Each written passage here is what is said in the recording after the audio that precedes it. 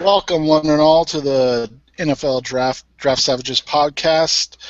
I'm your host, Seth Cox. With me tonight, my co-host, both of them at once. They're alive. Justin Higdon. Hey, Justin, what's up? Hey man, not too much. I'm just we're all reunited after a couple weeks, so it's good to have the full crew tonight. Yep, and of course, Justice Mosqueda, who has lived through his many perils of concerts, Las Vegas, and hanging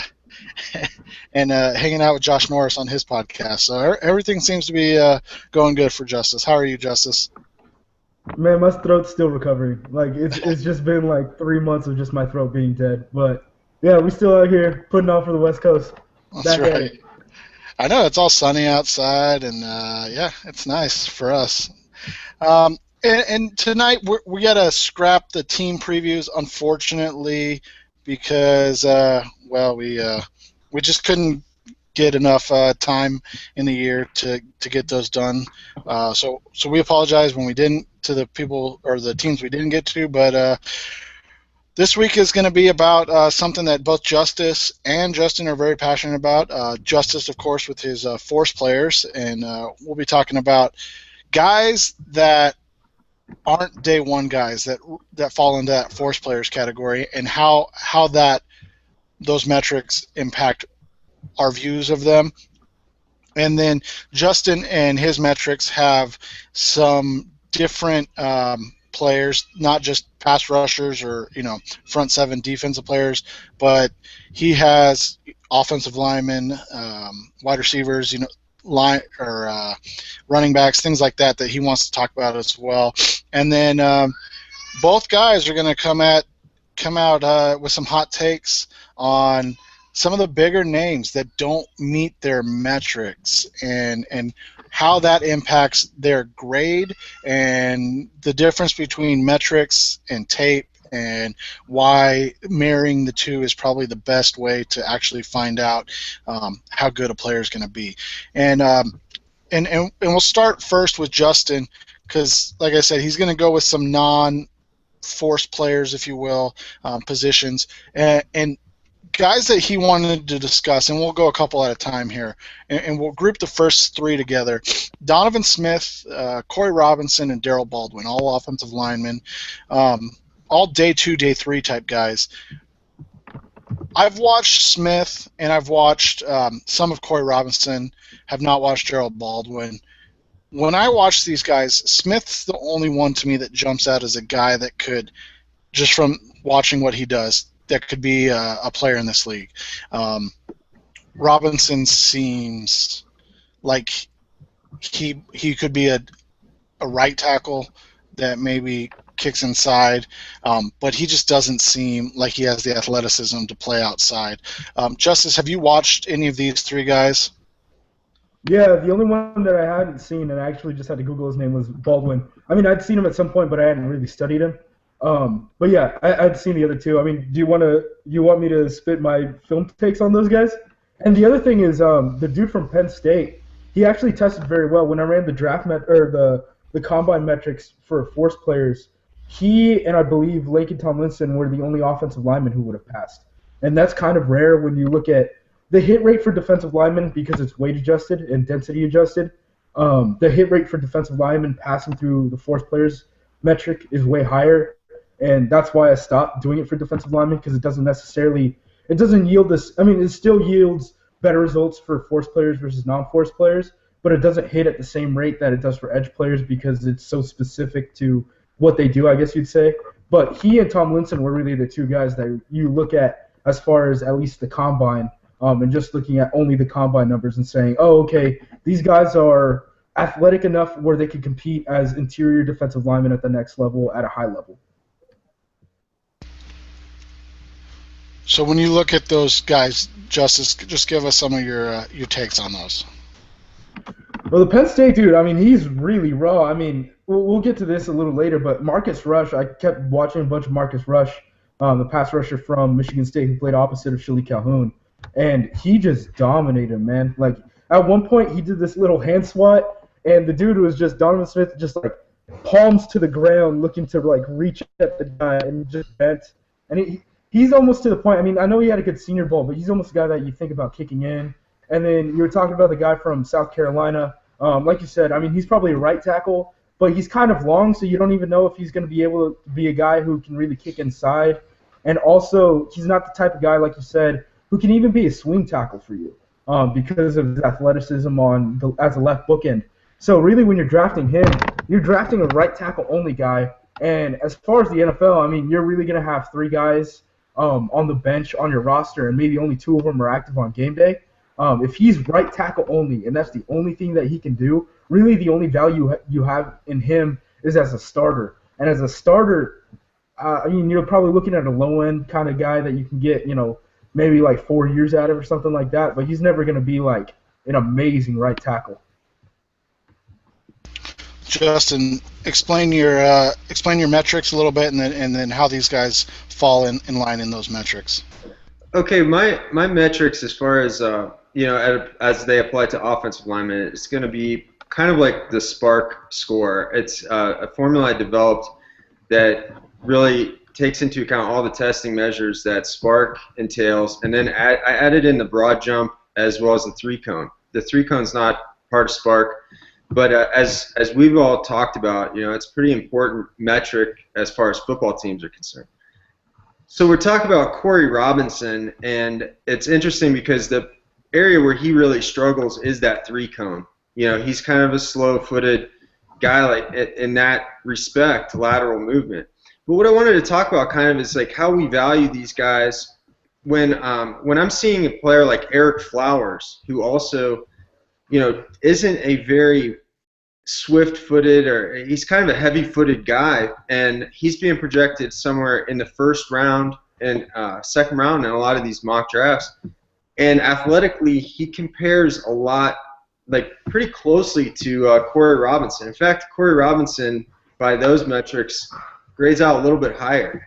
So really, the kind of questions that I want to bring up is why are we so confident that Eric Flowers, and I say we collectively as a draft community, why would we be 3 or 4 rounds higher on a guy like Eric Flowers than a guy like Corey Robinson?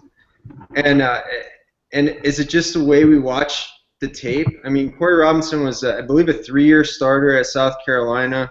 Obviously, he was good enough to start consistently for an SEC team, a team that was pretty highly ranked at some points during his career. He had some good games. Like I saw some of his tape I really liked. Now, there were some other instances where he struggled. You could say the same about Donovan Smith. But really, the questions I want to raise are how are we so confident that some of these guys who are showing a lot of athleticism, in particular guys like Donovan Smith, he ran a 5-second 40 flat at his pro day. He's got some of the better jumps in the class of offensive linemen. The only guy that grades out better in my metrics athletically is Jake Fisher. So again, in some cases, there's several round gap in some of these rankings, and I'm just wondering if, is it a matter of we're not watching enough games? Is it a matter of how we watch these players? And we were talking about Baldwin too. He was a 1-year starter at Ohio State. The reason why I wanted to talk about him is he was their starting right tackle for only 1 season. And, of course, we know how that season ended up. He started really, really rough out of the gate. By the end of the season, he was putting together some pretty good pass protection, some really good run blocking. Interesting that he was a converted defensive lineman and compares very favorably athletically to T.J. Clemmings, who's projected to be maybe first, second-round pick. So here's the guy, Darryl Baldwin, who's projected to be an undrafted free agent and has basically the same measurables across the board. I'm thinking that in some cases we need to take a closer look at what these numbers are telling us and really what these guys might be able to do in certain situations. Yeah, and one thing that I'd say is even when I look at force players, I kind of separate them a little bit because you look at the guys with the good 3 cones and the good short shuttles, and those guys are usually the fluid athletes like Vic Beasley and stuff like that, and Randy Gregory, where opposed to the guys who have really good jumps and then a really good 40 time, those guys are kind of the explosive guys. Those are like power rushers. And the way Tomlinson and Donovan Smith were really good, like you said, he had the jumps and he had the 40 time. And Tomlinson was able to play inside, and you saw that where he would just, kind of destroy guys. I kind of wonder if Donovan Smith were on like in Alabama or something like that. I'm not sure if he'd be playing tackle. I wonder if he'd be playing guard. I mean, we know all the sanctions and stuff that Penn State has gone through, and guys like Adrian Amos, who I know NFL teams are looking at as a cornerback because of his speed and stuff, had to be moved to safety because of the lack of safety depth on that team and things like that. I wonder if Donovan Smith naturally is just a better guard, and that we didn't get to really see film on him as a guard because he had to play at Penn State where he was forced to play tackle. And that's the premier position, and he was obviously the best offensive lineman on that really bad Penn State offensive line. I wonder if he moves to the next level and he's a guard, and he's a much better guard at the next level than he was as a tackle in college. I mean, we saw this with guys like Cam Irving, right? Like Cam Irving kind of got destroyed for a while as a left tackle, moved into center, and then he was like an All-American center. I wonder if that's kind of his career projection at this point. I mean, with Smith, you have that length, that tackle length, and like you mentioned earlier, he had a pretty good Senior Bowl week, and that was really where he kind of piqued my interest initially. I thought that he had some really nice moments in the game. When I look at Smith, I look at a guy who just hasn't really put it together. And I know that there are guys on Twitter in the draft community who don't think that players can be coached up, or maybe think that a player is what he is as we see him now and now and ever shall be. But I'm not sure that I really agree with that. But then the question becomes, do NFL teams have the patience to coach a guy like that, to develop the skills? If you look at it from the standpoint of movement skills, like you said, explosiveness and strength, and then add in the arm length, the height, the size, Donovan Smith looks like a left tackle, and he looks like he should be a pretty damn good left tackle. And I think that there's glimpses of it on film. If you can just harness that, you might be getting a steal instead of taking a player like La'el Collins, who's limited athletically and who really compares more favorably athletically to a third-round guard. I know for me, and something that like we can get into maybe next week even, when you talk about development and developing players, so many of these coaches have such short shelf lives that, guys like Pete Carroll and Bill Belichick are lauded for hitting, those mid-round picks. They hit those mid-round picks because they know they have 3 or 4 or 5 years before they're going to be judged on those guys. Whereas a guy like Jack Del Rio in Oakland, Mike Pettin, those guys can't draft a guy like Donovan Smith that you say, okay, we're going to convert you to guard, and we'll draft you in round 3. We're going to convert you to guard in year 1, and then hope that you can start competing in year 2. Because what happens is by year 2, they're blown out the door, and the new coach doesn't have time to work with projects. I mean, they're going to bring in their own, quote-unquote projects. So I think a lot of that falls in line with kind of what you're saying, that they just don't have the time to develop them, so those guys just get overlooked because if they're not, La'el Collins in terms of production, and production's hard to, gauge on the offensive line, but in terms of tape and things of that nature, then we don't have time to worry about them. Yeah, and an interesting point to that is like a lot of people say like they look at undeveloped prospects and they almost like they almost like look at people who look at prospect development as like Neanderthals, where they're like, look, they can't do this and they can't do that. Like you're drafting them just to do this. Draft the good players. Don't draft the upside players. And that really only provides value for day one, and you're not drafting draft picks for what they could do, in this class for 2015. If you're drafting a first rounder, you're not drafting, I don't know, even like a Vic Beasley, right? So you're not drafting Vic Beasley just for what he can do in 2015. You're drafting for what he can do and develop and be, down the line. And that's really where those mid-round picks start hitting. I mean, that's the reason why Ted Thompson was able to go after guys like Josh Sinton in the 4th round who people had graded as an undrafted free agent and things like that. And when you're able to develop those guys, I mean, you're great. And sometimes it's just, like you said, I mean, being able to stick on a roster. And with offensive linemen, it's really weird. Oh, man, my throat's killing me. Because there's only so many spots you can have on the team. There's really not a too deep on the offensive line because of how many bodies are allowed to be dress up on game day. Where it's guys like Brino Giacomini, who was in Green Bay, and Green Bay was trying to develop him as a right tackle or guard prospect. If he was looked at as only a right tackle prospect, there's no telling if he would be able to be looked at as a guy worthy of keeping on the roster. But because he can swing into multiple positions, okay, we'll give him a shot. And then even then, Brian Bulaga came in, and that kind of replaced any sort of role that Brino Giacomini was supposed to fill. And then when that happened, he kind of had to leave Green Bay. And then luckily he found his way to Seattle and then eventually New York. Like if it wasn't for happenstance on 3 separate occasions, one falter of like his career projection could have been completely thrown out the window and he wouldn't be in the league.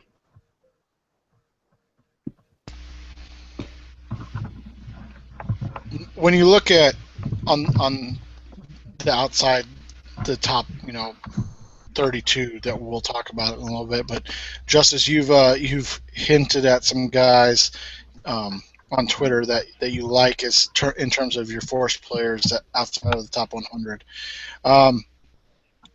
We'll start with let's start with Frank Clark, because I know a lot of people have a. Actually, you know what? Let's start with Daniel Hunter, because I saw something interesting from I think it was Ryan McChrystal.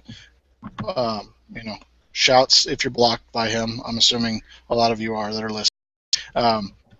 I probably will be now. I saw him mocked to the Cardinals at 24. So he's a force player. Average ranking, you have him at 64.5. So let's just say 64.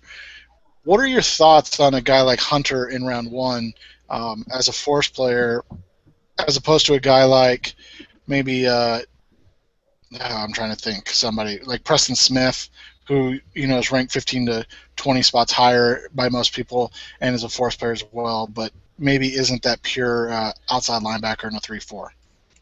Yeah, the one thing about Daniel Hunter, and what we need to realize about this, the Bo Pelini and the whole Les Miles defense type thing, a lot of – I actually talked to Andrew Parsons about this a lot, and a lot of those defensive ends look slow off the snap until you put everything into context, and you realize they're not reading the ball.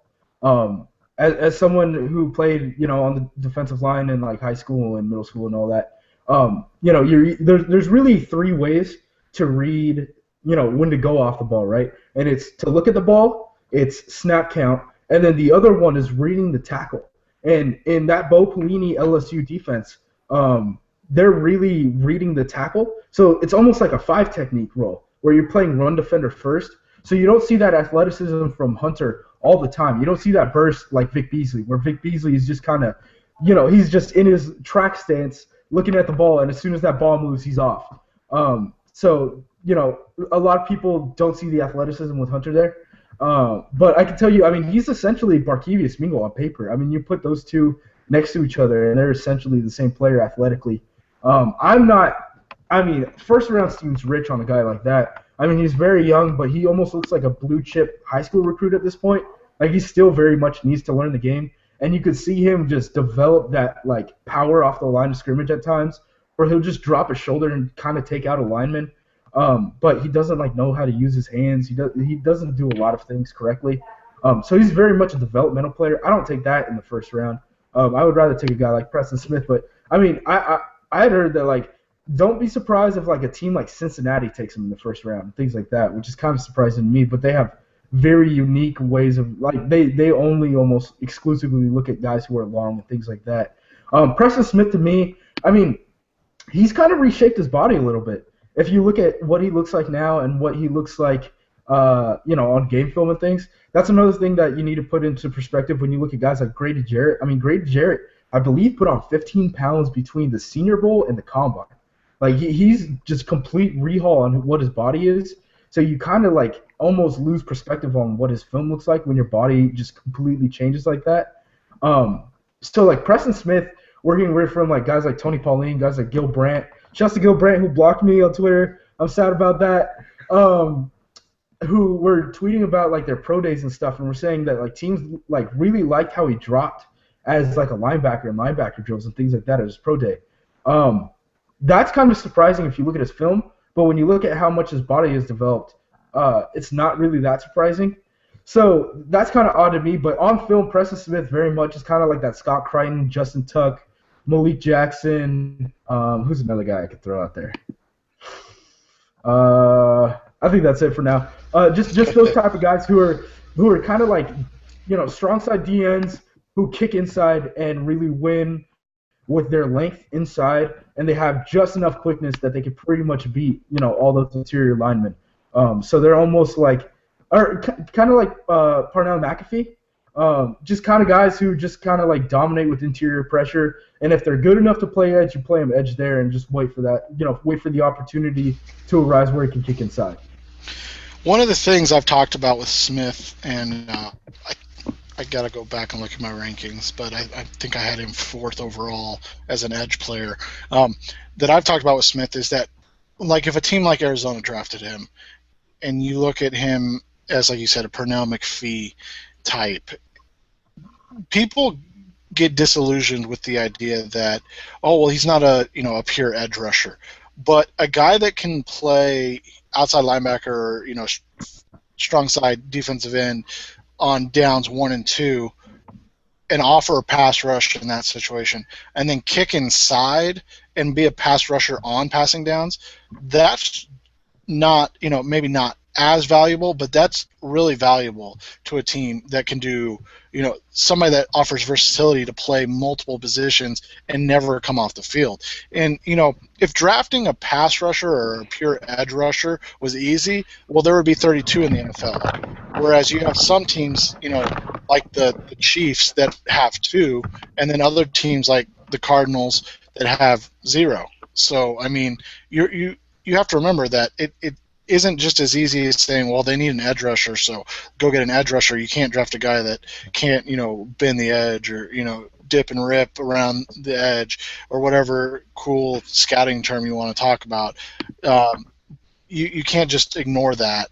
You have to be able to say, how will this player impact the game in multiple ways? So, I think that's interesting when you bring him up, because that's something that I've talked about amongst Cardinals fans quite a bit.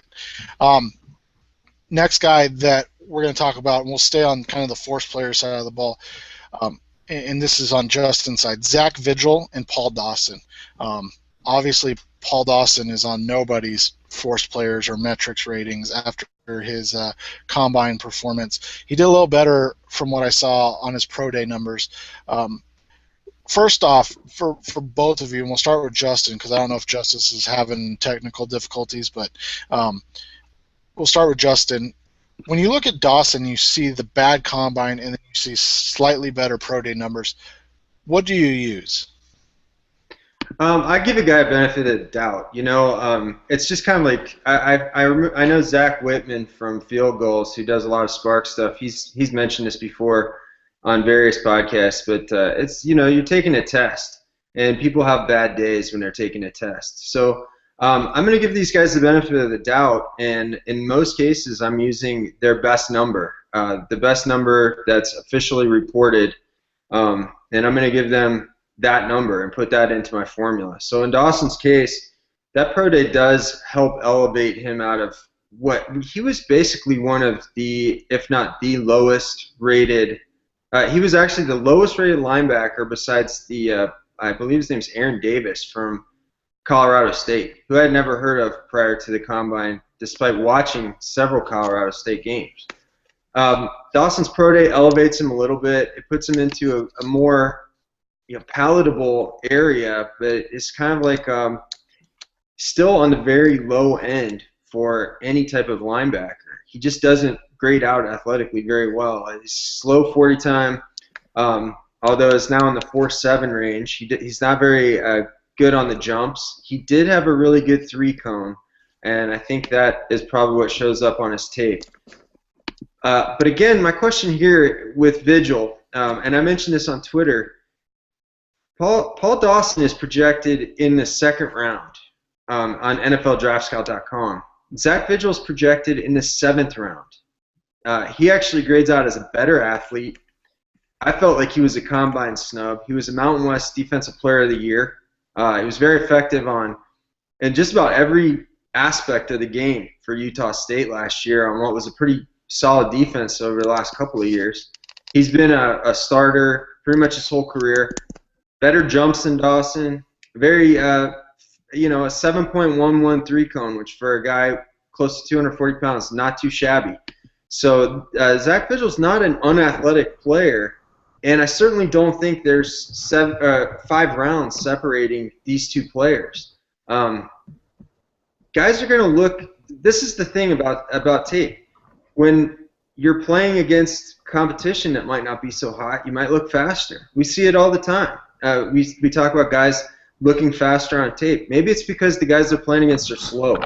And so my question is, why would there be a 5-round gap between a player like Paul Dawson and a player like Zach Vigil, who is a celebrated college football player? And I think he's going to be a very good pro. And I grade them actually in about the same area of the draft. And I know Emory Hunt, Football Game Plan, has Vigil graded as a 2nd-round player. So I'm not alone in thinking that these players are not far apart.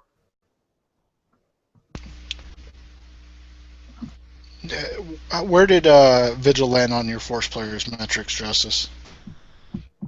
I don't think he passed through, but I'm not a big Dawson fan, to be honest. Like, Eric Stoner knows more about linebackers than I can ever learn.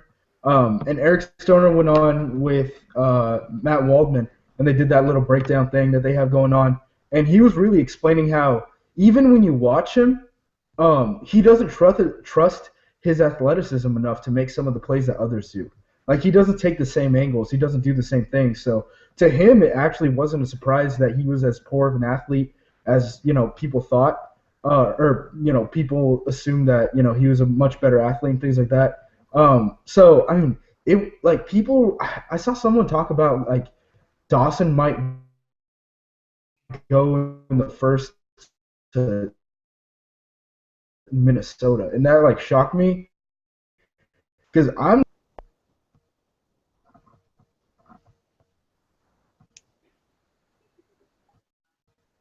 Looks like we lost Justis, but was he saying that somebody had mocked Dawson at 11th overall in Minnesota? Is that correct? I don't know. I'm Googling that now.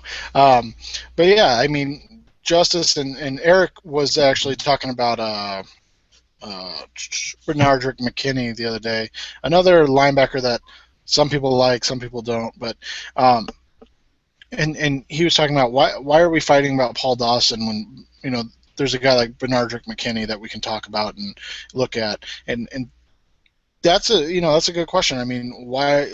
And as you said, Zach Vigil, same thing. Ah, here he is.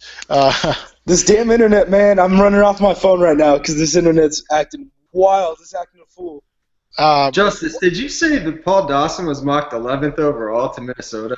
Man, people were talking about, I can't remember. I have a bunch of Viking fans that follow me, and I can't remember who did it, but someone was like, what do you guys think about, Stephon Anthony and, Eric Kendricks and Paul Dawson going in the first round of Minnesota? And I was like, man, I wouldn't be surprised if Paul Dawson is there in the 6th round. I don't know, man. I think Eric Kendricks is being overrated, to be honest with you. I don't think Eric Kendricks is an 11th overall player. Man, so I'm not sure Eric Kendricks.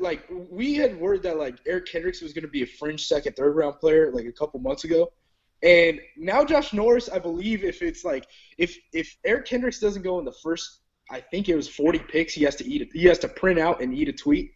Yeah, he said top 50, so I took a snapshot of that. We'll remind. That's what I said. I was like, it's 40. It's wherever the Vikings pick. That's what that fringe is for me in the 2nd round. But not in the 1st round. I don't know. A bunch of Packer fans, the Packers obviously need their two huge needs are we need a boundary corner, we need an inside linebacker. And people ask me, all right, which inside linebacker should they take at 30? And I'm like, I'm not sure an inside linebacker goes before like 40 other than maybe Shaq Thompson. Or McKinney, as Seth was just alluding to here a minute ago. McKinney's weird because McKinney was a guy that Pauline was talking about that the Chiefs wanted him to replace Justin Houston next year as an outside linebacker. And I was like, I don't know about that one.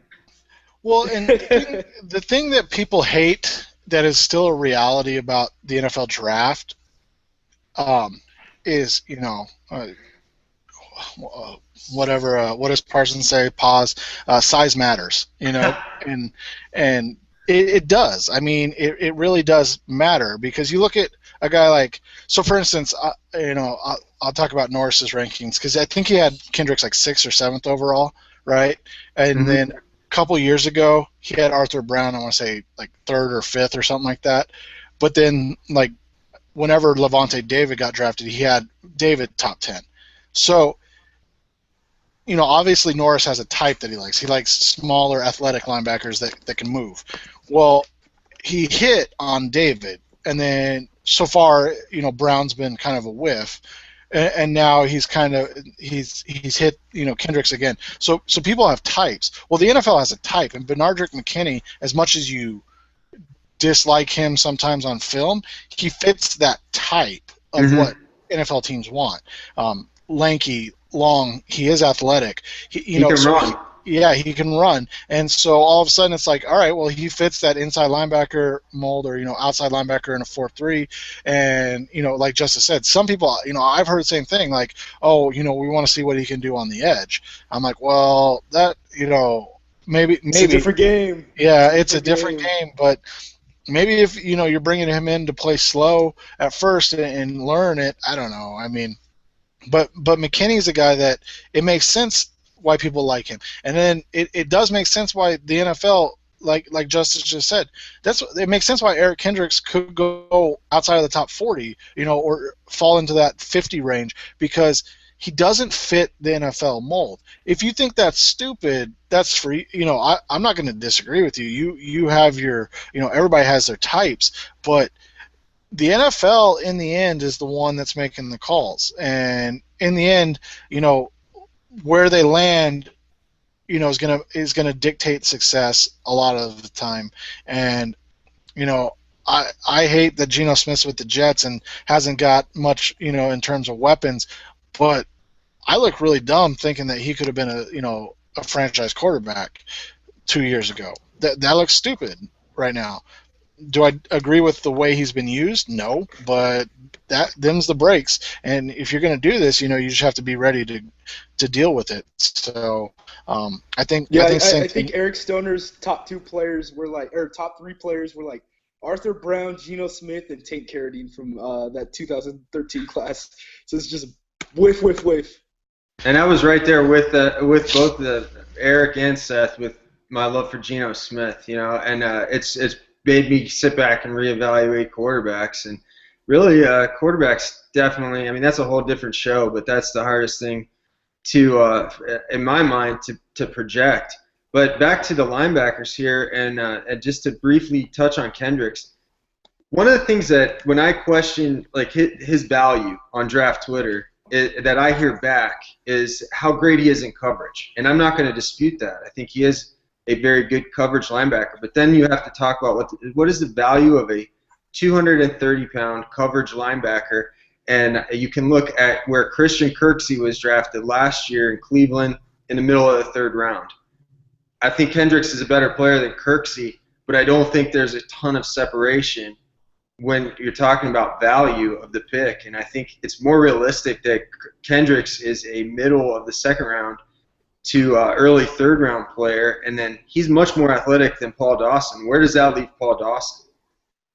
Right, unless you're a team like Carolina who kind of builds their defense with Carolina's very weird because they have such good coverage linebackers across the board that they make it easy kind of for their corners and their safeties because they only have to drop into such small zones. Unless you really just want to be athletic at linebacker across the board and do something like that, then having an athletic cover linebacker really doesn't do you that good on many downs. I mean, we saw him, run with guys on wheel routes against Virginia. But how often are you doing things like that? I mean, even when we're talking about guys like McKinney can't really run down the pipe with the tight end. That's why I worry about him a little bit as a strong side outside linebacker. He might just kind of be a Mike. Like that just kind of might be the game that he plays because of his coverage issues. But you got to calibrate how much that value is, because being a covers linebacker will never make you a first-round pick type thing. Like, there should never be that much emphasis put onto that one trait by itself. Next guy that I want to ask Justis about on the force players list was Frank Clark. Explain we obviously know the issues, but explain the upside of a Frank Clark. Well, Frank Clark is actually like a really good football player. I'm not going to speak about him as a man. I mean, even at the combine, he kind of deflected questions about what happened in his past and things like that. So I don't even know if this dude's going to get drafted. But on film, he's a really good guy. Like, he's a really good football player. Coming into the season, I had a preseason second-round grade on him. I know guys like Dave Brugler did too. The biggest issue with Clark is that he has burst, but his closing speed isn't necessarily there, so he doesn't necessarily get all these sacks. If you look at how many tackles for losses he has and how many sacks he has compared to the rest of these quote unquote like elite pass rushing prospects, you'll be stunned because he racks up tackles for losses, but he can never end up with a sack. So he's kind of an odd guy where you almost play him as like a power player, but he's also on the shorter side of the game, so he's kind of a risk that way. He's very good though. I mean, his change of direction is very solid. He's got burst, like I said. He's a guy who he's the best way to put it is he's a guy who's going to be able to generate pressure. He might not be able to get sacks though. And I have a second-round grade on him as a pure talent, and I'm not scared to shy away from that. I mean, I just throw out quote unquote like tape grades. I don't really necessarily throw in character into anything because I don't know how to calibrate that at all, especially not knowing his entire past and things like that. Like, NFL teams have former FBI, former CIA guys doing work for them. I do not. So Frank Clark, to me, very good pass rusher. Probably never going to be like the guy, but he can be a very good guy and a starter, like a very quality starting number 2 pressure creator. I've heard him compared to Scott Crichton, so that explains why you like him so much. I fall for the same guys every year, dude. It's the Scott Crichton role, and then like Carl Davis is Hagman. Like, it's the same thing every year.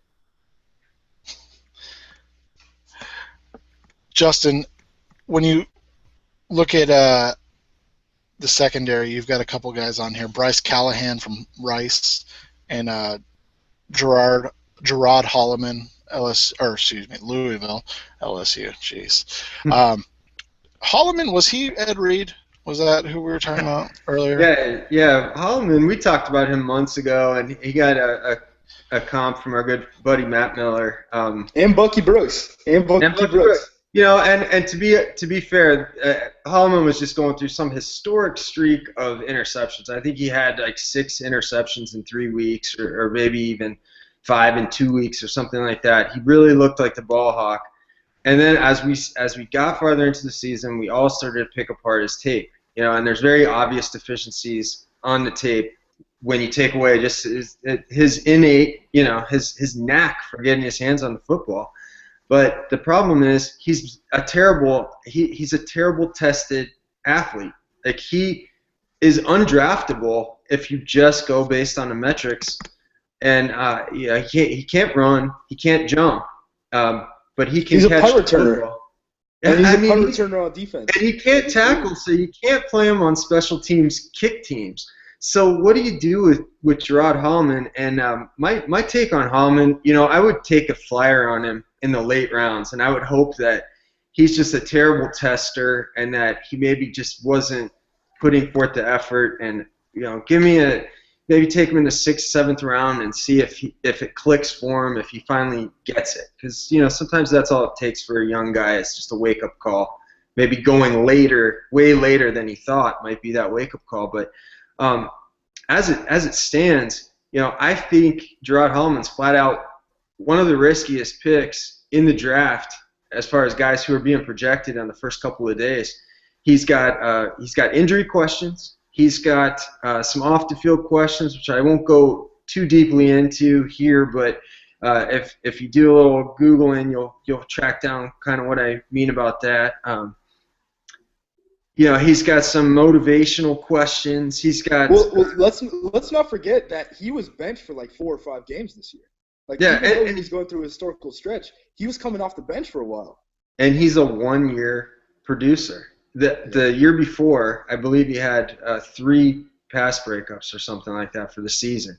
So this is kind of you might be dealing with a fluke season, which is I would assume this is pretty rare to have such. Oh, David Amerson. Yeah, I mean, but Amerson was just a much better athlete, so I could see why we would take more of a chance on him. I would steer clear of Holloman. On the flip side, you've got Bryce Callahan, who's an undersized corner. He's going to be projected to be a nickel corner. But this guy tested through the roof at Rice's Pro Day.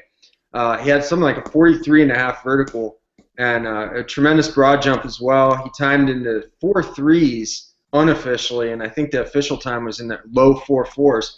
He's a 5'9" guy, 190-pounder, but he was ultra productive as a cornerback at Rice in terms of pass breakups, interceptions. That's what you want out of a cornerback. Bryce Callahan can also play special teams. Again, we're talking about a projection. I know these guys don't play the same position, but we're talking about on most draft boards. I was doing a mock on Fanspeak the other day. Bryce Callahan was like 300 and something on that board that I was using. Gerard Hallman was in the top 50, I believe. So yeah, I think Bryce Callahan's a much better player than he's being given credit for, and I don't know if it's just that people haven't seen Rice play a lot of football this year, but I thought, again, he was a combine snub, and I think he's going to be a very good I think he's a quality NFL player, and it kind of reminds me of a player like I think he could project into a role of like what Kwan Williams did for Cleveland this year as an undrafted rookie out of Pitt.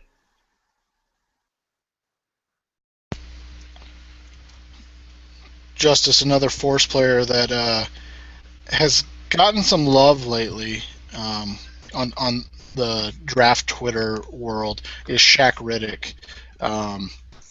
Freak athlete. Production-wise, maybe not as much as you would hope. He's outside of most top 100. So where do you see Riddick fitting in, and what's his position in the NFL? Yeah, I think he's so long that you almost have to play him at the end, like on principle. I'm not sure how much these 3-4 teams are going to love him. A team that doesn't really run a lot of hybrid, like I'm just going to keep going back to like the Bengals. Like the Bengals run really like a true 4-3 defense. They're probably a team that's probably going to like him a good bit more. He can play. I mean, I remember watching highlights from him at Gardner-Webb and me and Jinx just talking about him and stuff and being excited about him going to Virginia or West Virginia. And then kind of forgetting that West Virginia runs that wonky defense that's terrible for any pass rusher. That pigeonholed even guys like Bruce Irvin, who, very small, undersized pass rusher. And they're like, hey, you're going to play, odd front D end. And that's kind of what happened to him. He was coming off the bench, I believe, for a while too. It wasn't until that Baylor game that people were like, yes, we finally see the potential in this guy, like showing through on tape.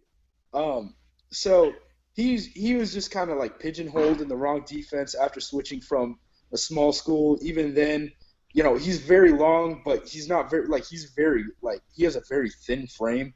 So I think he could be a DN, but you're gonna need he's very much a developmental guy that you just need to start throwing weight on like the moment he comes through the door. Just give him a fork, and you're just like, just eat.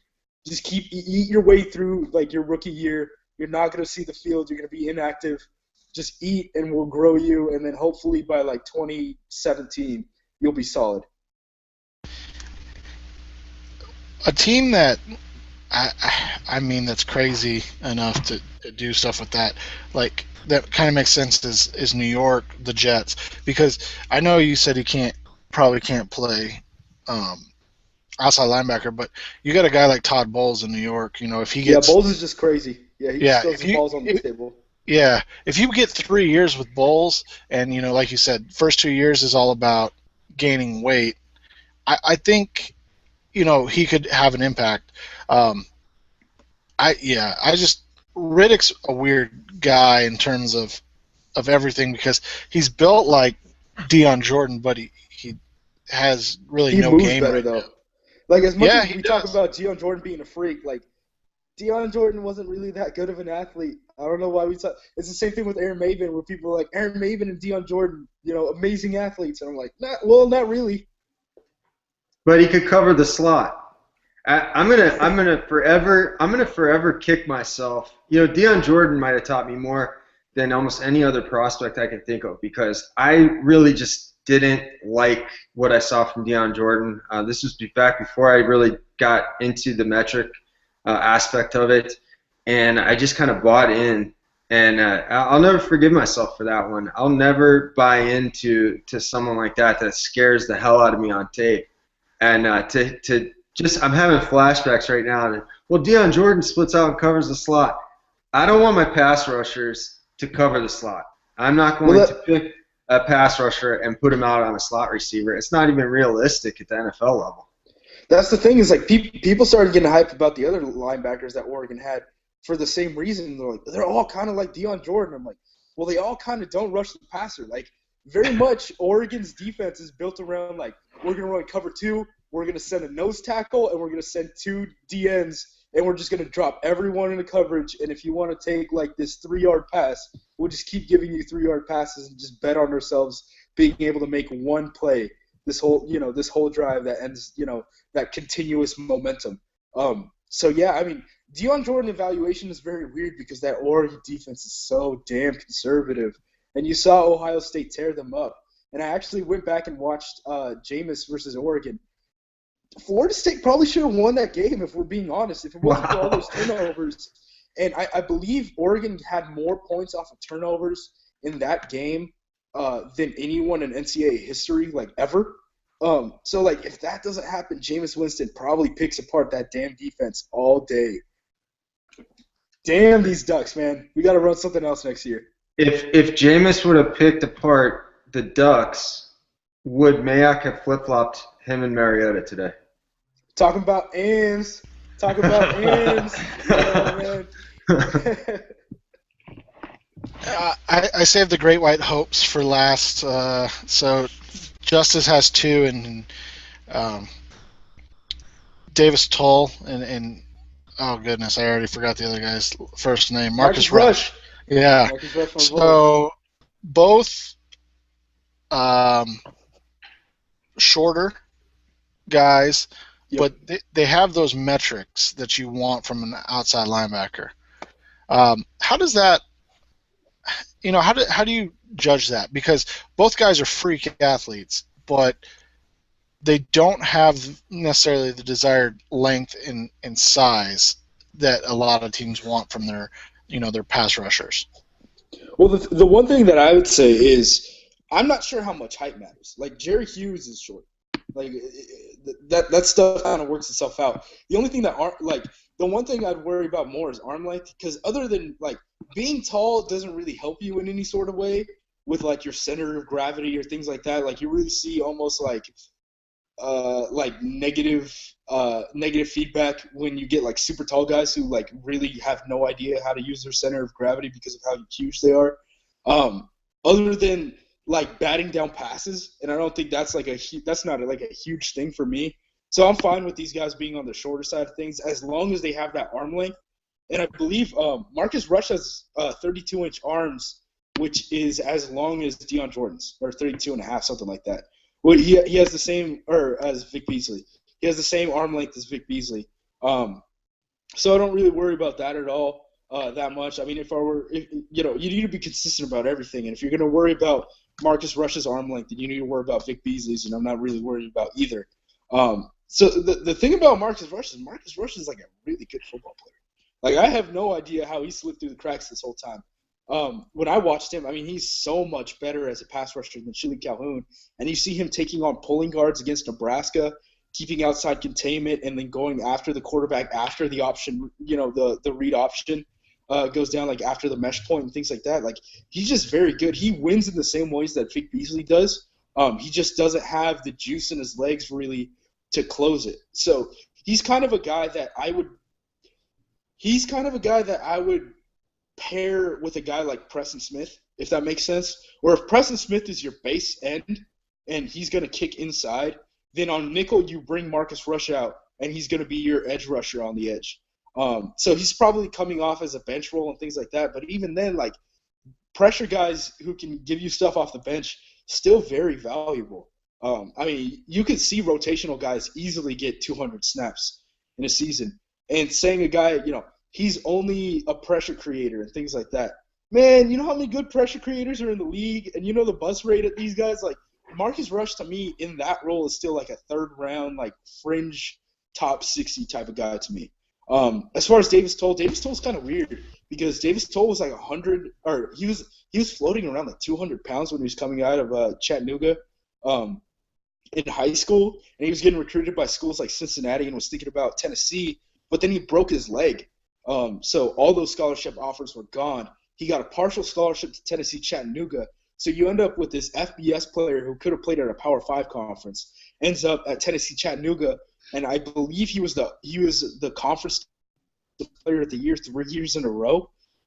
You see the burst with him off the line of scrimmage. I'm not in love with Davis Tull as much as other people are, though, oddly enough, because I'm usually higher on these force players than other people are. I've seen him being mocked as a top 100 pick. That's a little rich for my blood. I mean, he's kind of a fringe third, fourth rounder to me based on film and seeing him compete at that level and things like that. He did play against some FBS schools down the line when Tennessee Chattanooga. I'm still not a huge fan of him. He's a guy that very much needs to be developed. I think Marcus Rush can give you very good snaps from day one, even if it's off the bench. He's a guy that's going to be able to play special teams for you, all that stuff. I mean, Marcus Rush, my biggest issue with him is his age. He's a year younger than Robert Quinn, and Robert Quinn was drafted in 2011. Hey, didn't Rush have a pretty good game against Ohio State this year, or am I thinking of a different? He was a four-time honorable mention All Big Ten player.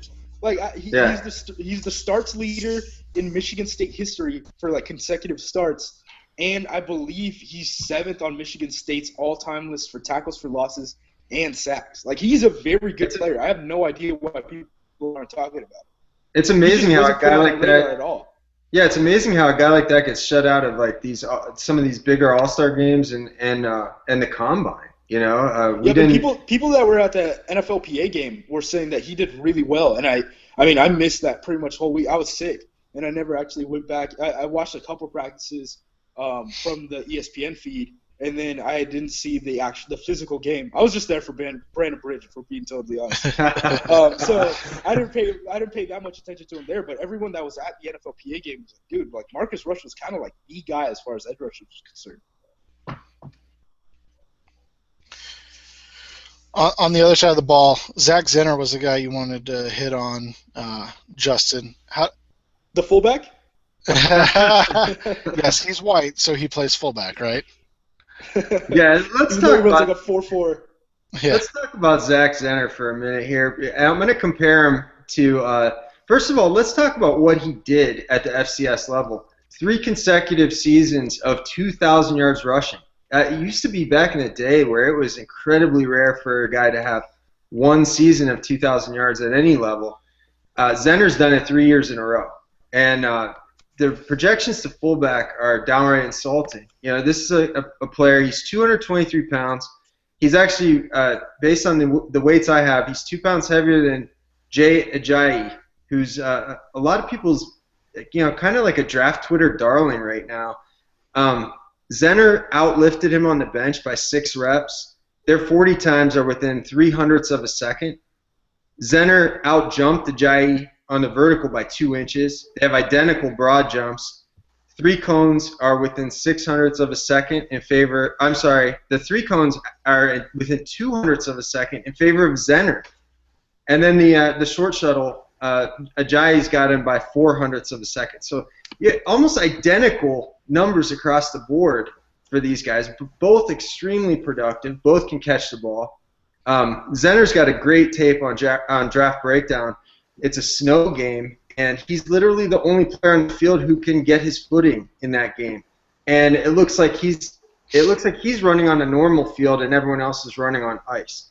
He's a gifted runner. He looks like a 16-year-old. When we were at the Shrine game practices, he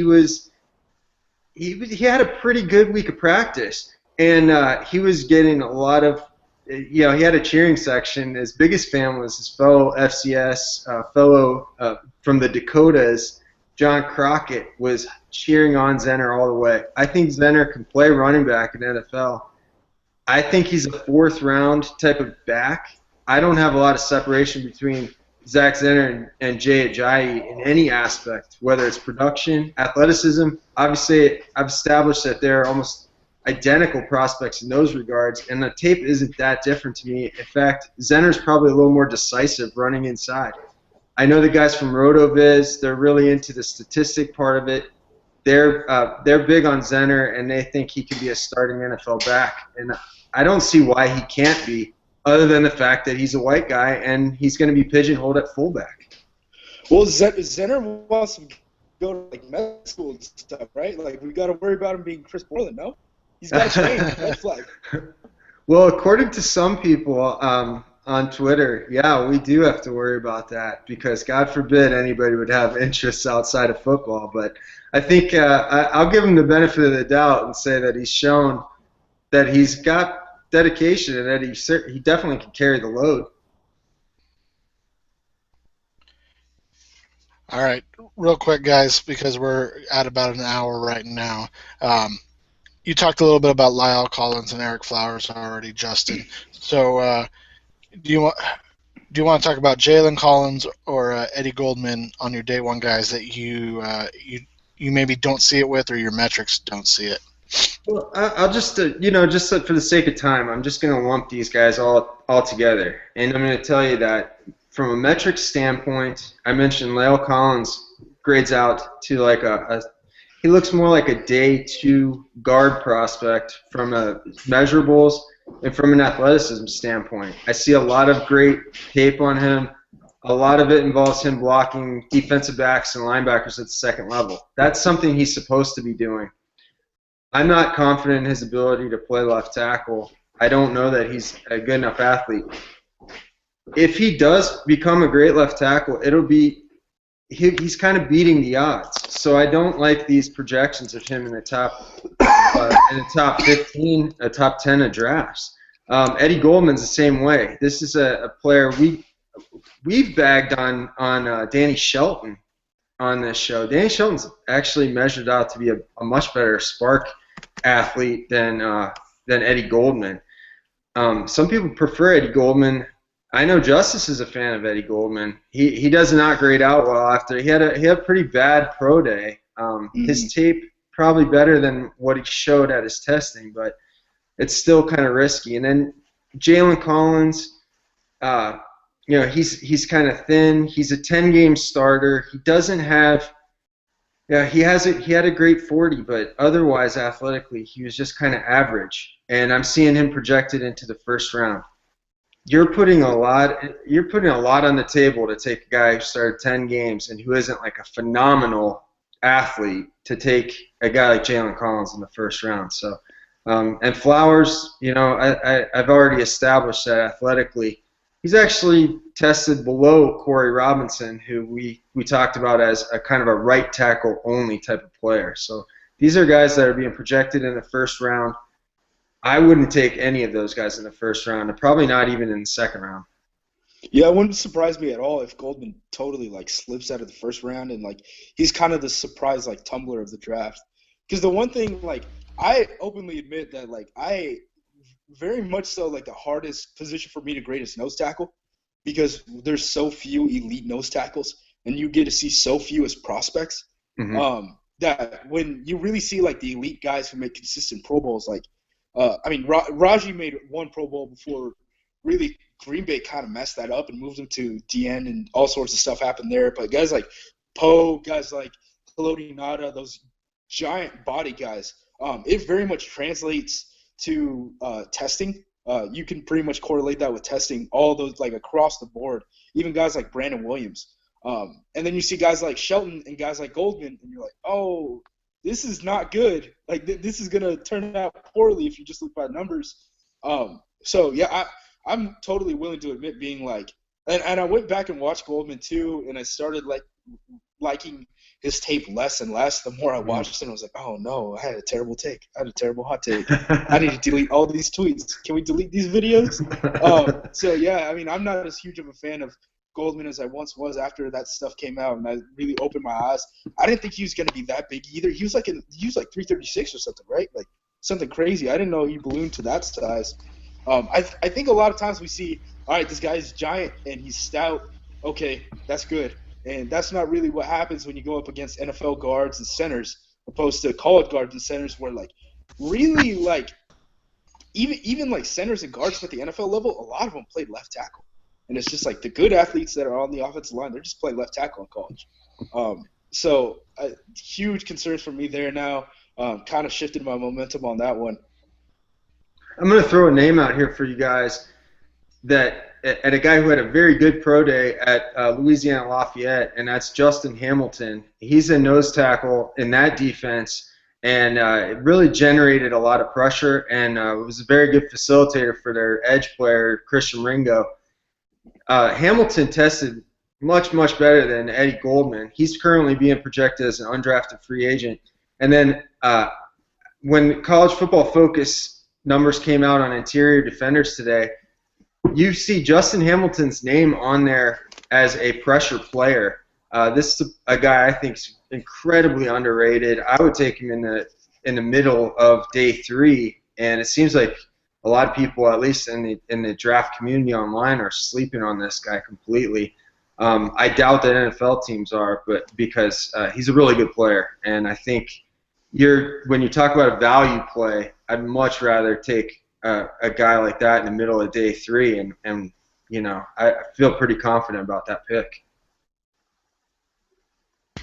Justice, for you, who's one of the guys, and I know a couple of them, but who's one of the guys that you just don't understand the love for, tape-wise and metrics-wise?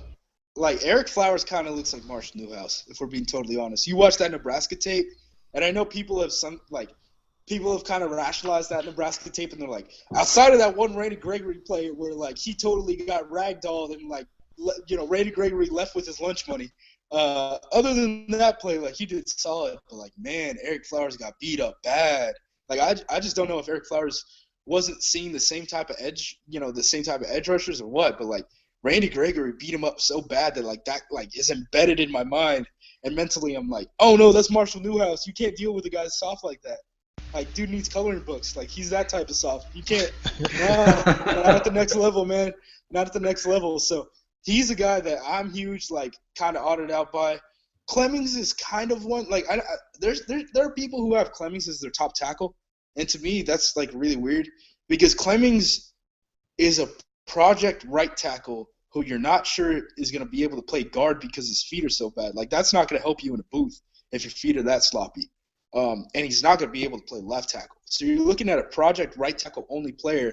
I mean, his upside is Dwayne Brown, right? Like, you know, his upside is there. But top tackle, like that's kind of much to me. I'm trying to think of some other guys. I mean, we were talking about Kendricks and stuff like that. What was that? Eli Harold. Man, I'm not sure how he wins. Like, you watch him against Cam Irvin, he can't bend the edge on Cam Irvin very much. I mean, Cam Irvin damn near benched him. Like, straight, like, bench, like, he would run full speed at him, and you know, Irving would just drop that anchor and just bench him, and Harold would, like, be, like, pushed into the air and just have all momentum stopped. And you're just like, all right, well, this is kind of Andre Branch, isn't it? Like, isn't this just kind of what it is? Yeah, and that's the guy I don't get because I see a lot of people that like him that I trust, and that's what. Will you like him when he's playing for Arizona? I'll convince myself to. So yeah, but I mean, exactly. I want to know where a guy wins, and that's something that we talked about earlier with like Preston Smith. Like, I know I can trust Preston Smith to be an edge setter, and then kick inside and rush the passer from the inside. when I watch Eli Harold, I'm like, all right, well, what do you do that like I can work with? Because he's a guy that he has a good burst and he can get upfield, but he doesn't he chases down a lot of sacks like that's what I see with him a lot is like he's chasing people down. You don't chase people down in the NFL. Like it happens every once in a while, but most of your sacks have to come from being able to make a play on the edge and get to the passer. And I don't know. I just don't see it as much as I guess I want to from a guy that has that athleticism and and length and reach. So I don't know. Maybe that's where I get Yeah, lost. I had him as a like a late third round guy. I mean, are we going to talk about Shane Ray? Because I mean, we could go about Shane Ray. I think he's like a late third round player. But we can spare everyone for that. Poor Shane Ray. Yeah, everybody knows how we feel about Shane Ray and Danny Shelton. Like I feel like we've beat that horse into the ground quite a bit. And I'm seeing Shelton like he's not going to get out of the top 12. I don't know. I don't want to get too much into that, but like that, I don't know. You talked about B.J. Raji and like the fact that he was really good that 1 year, and then they tried to get creative with him and make him do multiple things, and all of a sudden he's been like awful. Not awful, but he hasn't. He's a 3 tech. He was a 3 tech in a 0 tech's body, and they're like, we're gonna play him at 5. I don't even think you could think about doing something like that with Danny Shelton. No, like you want him in the center. Like he's not gonna be that active on the edge. No. That's not how that game plays. No, you throw him inside and you're just like, I just hope he's so fat that he can take up 2 guys. Yeah, well, and you look at a guy like Dan Williams who got paid this offseason in terms of nose tackle play, and sure it was the Raiders, but I mean like he still got paid, and he was drafted at what, like 28, I think, by the Cardinals or something like that. Like I don't know, I just don't see 12. Maybe it's because this draft is so thin up top that like they're just filling it in with guys that can do things in certain positions. I don't know. My theory is that it's not that thin. I just am not sure that we're looking at this right, that we're looking at this the right way. I mean, the way we value players, if we're looking at production, athleticism, and tape, if we combine those 3 things, I'm not sure that a guy like Shane Ray belongs in the conversation, or some of these other guys that we've mentioned. So then, yeah, it's going to look. That's how 3 years down the road we're going to look at a draft and say that was a shitty draft, that was a shitty first round. We're not putting the right guys in the first round, maybe. And even guys like Dante Fowler. Like, I don't want to say that too loud, but like Dante Fowler, I really like the dude, but I don't think the dude should go 3rd overall. Like, that seems like a bad idea. He's going 3, right, to the Jags? The teal tears that will be shed on draft day if he goes number 3 over Vic Beasley. Woo! Well, they have a lot of Florida fans, though, in Jacksonville, right? Right, and they'll be like, man, I'm so happy Dante Fowler got 5 sacks for us consistently for 8 years. Well, if he's Jabal Sheard, it's more like 7.5, but... Well, and I'll end with this. Like, is there a player, I don't know, maybe it's just the Jags, because they kept the Blake Bortles thing quiet last year too. So, but is there a player that like fits that Leo description more than Vic Beasley that has come out in the last couple of years? I mean, Randy Gregory's really long, but like Randy Gregory might not even have weed problems. Is kind of the thing that's been floated around. Is like there might be more than marijuana that's going on in Lincoln, Nebraska. And on that note. That whole thing that who was it, Darby that got pulled, or was it Darby or PJ Williams? PJ Williams.